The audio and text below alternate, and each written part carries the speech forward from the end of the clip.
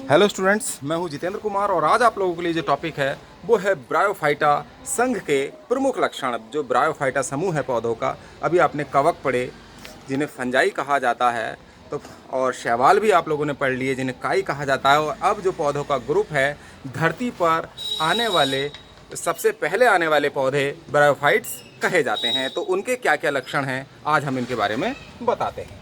देखिए, ब्रायोफाइट के important characters of bryophyta. तो ब्रायोफाइटा का जो नाम है, सबसे पहले ब्रायोफाइटा नाम दिया था ब्राउन ने 1864 में। और जो study of the science of bryophytes यानी कि ब्रायोफाइट्स पौधों का अध्ययन करने वाले विज्ञान को हम ब्रायोलॉजी या ब्रायोफाइटा विज्ञान के नाम से जानते हैं। इसको ब्रायोफाइटा विज्ञान या ब्रायोलॉजी कहते हैं, ब्रायोफाइट्स के अध्ययन के विज्ञान को। और भारत में शैवालों ब्रायोफाइट्स पर जो काम करने का क्रेडिट है, जो श्रेय जाता है, वो प्रोफेसर शिवराम कश्यप को जाता है। ये भारतीय शैवाल विज्ञान के पिता कहे जाते हैं, इसीलिए इनको फादर ऑफ इंडियन ब्रायोलॉजी कहा जाता है। यानी कि फादर ऑफ इंडियन ब्रायोलॉजी यानी भारतीय ब्रायोफाइटा विज्ञान के जनक या पिता। अब आता है, देखिए, इंपॉर्टेंट कैरेक्टर्स। इसका जो मुख्य पौधा है ब्रायोफाइट्स का, वो गैमेटोफाइट होता है। और गैमेटोफाइट को हिंदी में युग्मकोद्भिद कहते हैं। तो ब्रायोफाइट का मुख्य पौधा होता है युग्मकोद्भिद। और ये जो युग्मकोद्भिद पौधा है, ये हैप्लॉइड होता है। ये युग्मकोद्भिद पौधा हम बना रहे हैं, ये छोटा, ये जो कई बार दीवारों पर मखमली जैसा हो जाता है, दीवारों पर मखमल जैसा आप लोगों ने देखा होगा, बारीक काई सी जिसको कहते हैं। तो ये ब्रायोफाइट्स होता है, युग्मकोद्भिद। और इसका पौधा होता है हैप्लॉइड। इसमें गुणसूत्रों की संख्या कितनी होती है? अगुणित होती है। ये कैसा पौधा है? अगुणित होता है, यानी कि इसको एन से प्रदर्शित कर देते हैं। फिर आता है, देखिए, इन पौधों में वास्तविक जड़, तना और पत्तियां नहीं पाए जाते। यदि पाए जाते हैं तो ये बहुत कम विकसित होते हैं, वेरी लेस डेवलप होते हैं। प्लांट्स, जितने भी प्लांट्स होंगे, ये एक ही प्रकार की कोशिकाओं से बने होते हैं। Plants are made up of one type cells. Gametophyte जो इसका युग्मकोद्भिद पौधा है, तो इसमें रिप्रोडक्टिव ऑर्गन्स यानी नर और मादा जनन अंग पाए जाते हैं। तो नर जनन अंग को क्या कहते हैं? एंथ्रीडिया कहते हैं, जिसको हिंदी में पुंधानी कहा जाता है। और जो फीमेल है, फीमेल रिप्रोडक्टिव ऑर्गन को हम स्त्रीधानी या आर्किगोनिया के नाम से जानते हैं। इसको आर्किगोनिया कहते हैं। तो मेल रिप्रोडक्टिव ऑर्गन्स में क्या बनते हैं? एंथ्रीजॉइड्स बनते हैं, यानी कि जिनको हम पुमड़ू कहते हैं, मेल गैमीट्स जिनको कहा जाता है। और ये क्या होते हैं? मेल गैमीट्स होते हैं, जो किस में बनते हैं? एंथ्रीडिया में बनते हैं।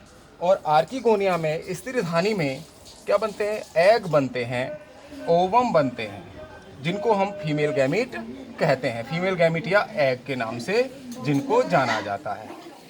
अब देखिएगा, रिप्रोडक्टिव ऑर्गन्स जो हैं वो स्टेराइल जैकेट में कवर्ड होते हैं। स्टेराइल जैकेट यानी बंद है जैकेट से ये क्या होते हैं? घिरे रहते हैं। और इनमें जो जाइगोट का जो डिवीज़न है, वो आर्किगोनिया यानी स्त्रीधानी के अंदर ही होता है।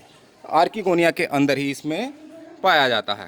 देखिए, जाइगोट का जो डिवीज़न है वो आर्किगोनिया यानी स्त्रीधानी के अंदर ही पाया जाता है। जो एंथ्रीडिया है, अगर हम इसकी स्ट्रक्चर देखें, इनकी लीव्स में एंथ्रीडिया और आर्किगोनिया यानी दोनों बनती हैं। तो एंथ्रीडिया की जो संरचना है वो बैडमिंटन के रैकेट की तरह होती है, जिसमें एक स्टाक होती है और इसके अंदर क्या है?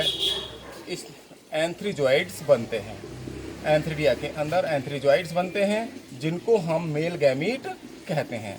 इसके अंदर मेल गैमीट बनते हैं। और स्त्रीधानी यानी कि आर्किगोनिया जो है, फ्लास्क शेप स्ट्रक्चर होती है।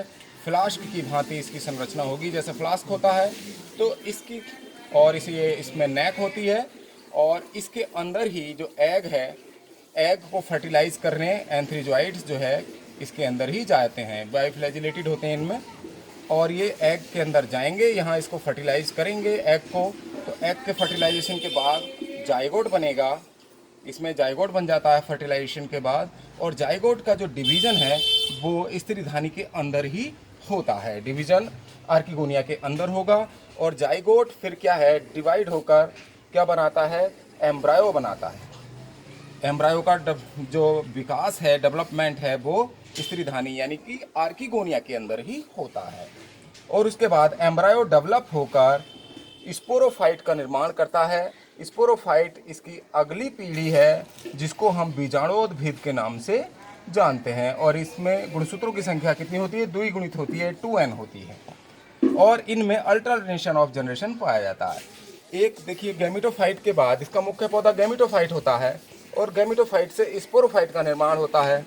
और स्पोरोफाइट में रिडक्शन डिवीजन द्वारा, स्पोरोफाइट में क्या बनते हैं, रिडक्शन डिवीजन से स्पोर बनते हैं और ये हैप्लॉइड होते हैं। तो हैप्लॉइड स्पोर से फिर से गैमेटोफाइट का निर्माण हो जाता है। तो गैमेटोफाइट से स्पोरोफाइट और स्पोरोफाइट से फिर से गैमेटोफाइट का निर्माण, ये दोनों पीढ़ियाँ, गैमेटोफाइट से स्पोरोफाइट का बनना और स्पोरोफाइट से गैमेटोफाइट का बनना, इस प्रोसेस को हम अल्टरनेशन ऑफ जनरेशन या पीढ़ी एकांतरण कहते हैं। देखिए स्टूडेंट्स, यहाँ ये टॉपिक समाप्त होता है, ब्रायोफाइट्स के लक्षण। तो स्टूडेंट्स, आज आप लोगों ने पढ़े ब्रायोफाइट्स के लक्षण। आज आप लोगों को टॉपिक कैसा लगा, पसंद आया तो लाइक कीजिए, शेयर कीजिए। और जिन स्टूडेंट्स ने अभी तक हमारे चैनल को सब्सक्राइब नहीं किया है वो आज ही हमारे चैनल को सब्सक्राइब कर दें और बेल आइकन का बटन भी दबा दें, जिससे आने वाले वीडियोज़ की नोटिफिकेशन आपको समय से मिलती रहे। आपका बहुत बहुत धन्यवाद। आपका मंगल।